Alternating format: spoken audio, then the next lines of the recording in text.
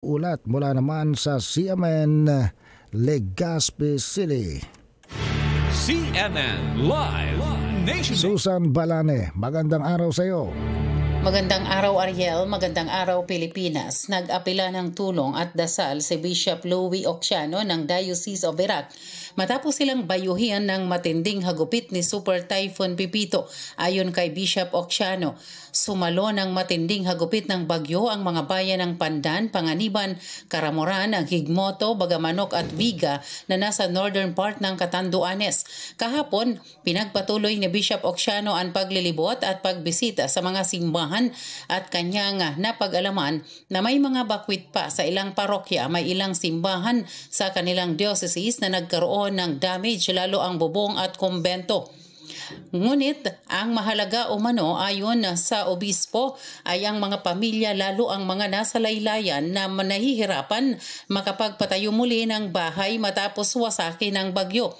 Kailangan nila ng mga construction materials, pagkain, tubig at mga damit.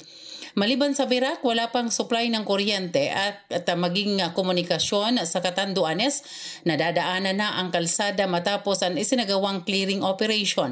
May biyahe na ang eroplano at mga sea transportation kaya madali nang magpaabot ng tulong sa kanila. Sa mga gustong magpaabot ng tulong, nasa kanilang Facebook page ang pwedeng padalhan ng mga cash donation at in-kind donations. Samantala, si Albay 2nd District Congressman Joey Salceda naman ay binuhay ang kanyang Team Albay Humanitarian Mission para sa Catanduanes upang maghatid ng serbisyo medikal, Watson Mobile Water, MAEP, para sa 3 hospital na may tig 2 million pesos bawat isa. Magbibigay ng psychosocial intervention, good donations, Starlink para sa bawat LGU, rebuilding donation materials, agri-intervention, water filters, 1,200 na tig 7 liters na bottled water para ito sa mga bayan ng Pandan, Panganiban, Karamuran, Gigmoto, Bagamanok at iba pa nga mga lugar na nasalanta ng bagyo. Mula Albay, ako si Susan Balane ng DWBS Radyo Totoo CMN Legazpi. Nag-uulat para sa CMN Pilipinas.